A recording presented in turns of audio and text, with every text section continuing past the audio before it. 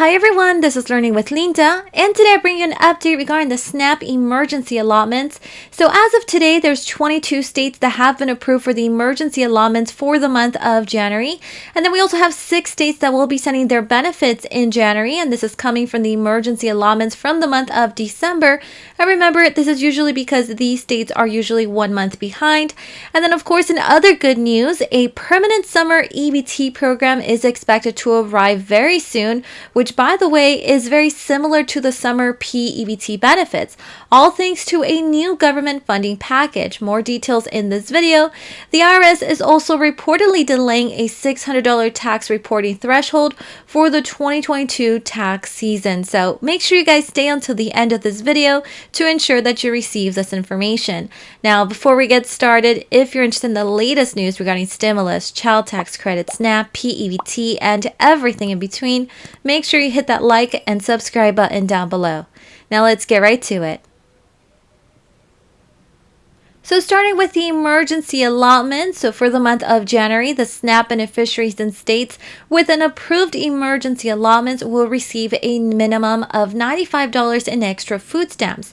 So for the 2023 fiscal year, which by the way started in October, the maximum benefit amount for one person is up to $281, for two people $516, and so forth. So like I said before, if your state is on the list of approved states for the emergency allotments, then you will receive a minimum of $95 in extra food stamps, not $281. Okay, so I just want to be very clear here. The minimum is $95 in extra food stamps for the emergency allotments, and of course, this can vary depending on a person's economic situation.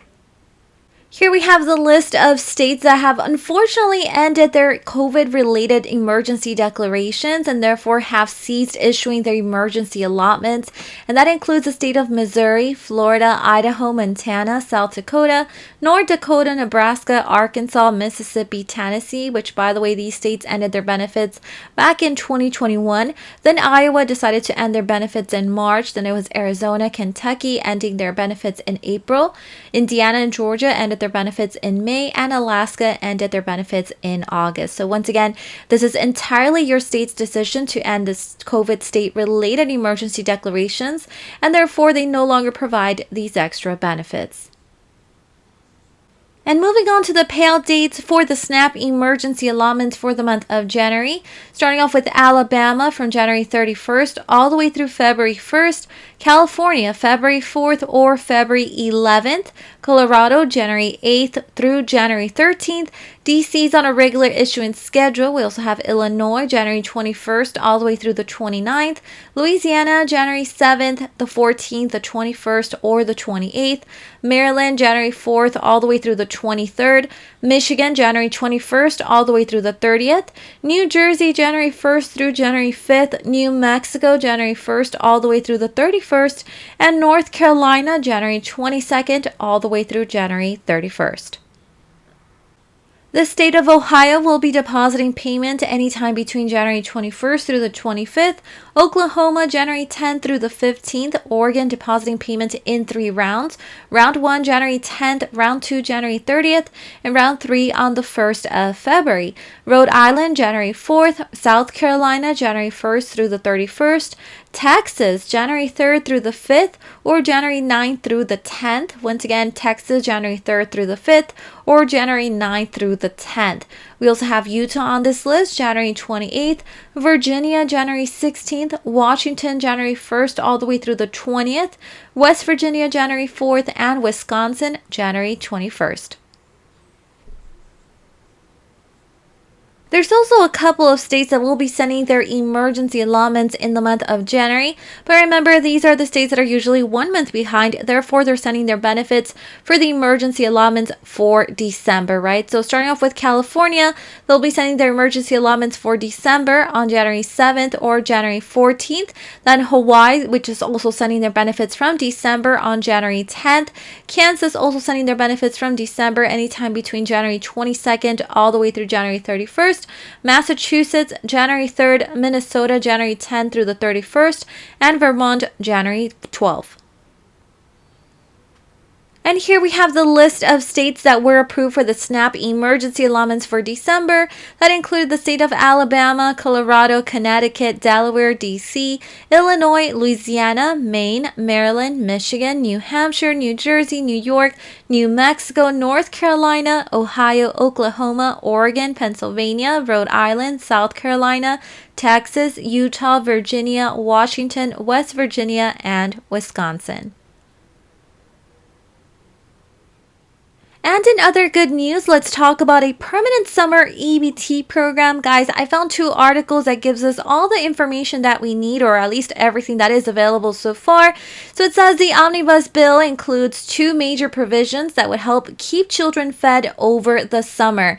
And they're here talking about establishing a permanent summer EBT program and adding a grab-and-go option for free summer meals in rural areas. Such a big win for kids, one anti-hunger advocate said. There's also a second article from Feeding America, which they're releasing a statement on House and Senate passage of transformative child nutrition provisions in the fiscal year 2023 omnibus spending bill. And the legislation establishes a new permanent nationwide summer electronic benefit transfer grocery card program that will give the families of eligible children an extra $40 per month per child for food, helping make up for the school meals that kids miss during summer break. So let's dive right into all the information that we have found.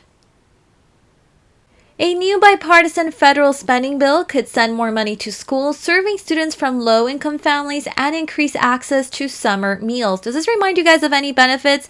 Kind of very similar to the summer p-ebt program, right? So the bill makes permanent a pandemic-era summer EBT program that provides families with grocery benefits in the month when schools are out of session.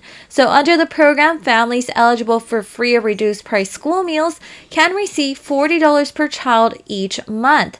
So the summer EBT program would start in the year 2024. So it's not starting, at least not this coming year, right? It would be the following year, right after the last round of the pandemic summer p-ebt benefits of 2023. So the fiscal year 2023 omnibus spending bill also includes important annual funding for the Emergency Food Assistance Program, the Supplemental Nutrition Assistance Program, and other anti-hunger programs. And here we have the latest news just released straight from the IRS. The IRS is pretty much letting us know that they're delaying the $600 tax reporting threshold. So the IRS said it is delaying a controversial requirement by 1 year that would have led to more online sellers and gig workers having income reported to the nation's tax agency. So the rule, part of the COVID-19 relief bill and the American Rescue Plan, would have required people paid over $600 in 2022 on third-party payment apps, like for example, many of us use Venmo or PayPal, to report that figure as income to the tax agency. So the previous reporting requirement threshold was 200 transactions or $20,000. So as part of this, the IRS released guidance today outlining that calendar year 2022 will be a transition period for implementation of the lower threshold reporting for third-party settlement organizations that would have generated Form 1099-Ks for taxpayers. And the acting IRS Commissioner Doug Donnell said the following: to help smooth the transition and ensure clarity for taxpayers, tax professionals, and industry, the IRS will delay implementation of the 1099-K changes. So the additional time will help reduce confusion during the upcoming 2023 tax filing season and provide more time for taxpayers to prepare and understand the new reporting requirements. The IRS also noted that existing 1099-K reporting threshold of $20,000 in payments from over 200 transactions will remain in effect. And in case you're interested in reading a little bit more about the IRS and their announcement of delaying for implementation of the $600 reporting threshold for third-party payment platforms, here I will leave you guys the link. And as you can see, this post is dated December 23rd of 2022. Once again, you're going to be able to find the link to the IRS website in the part of the video description.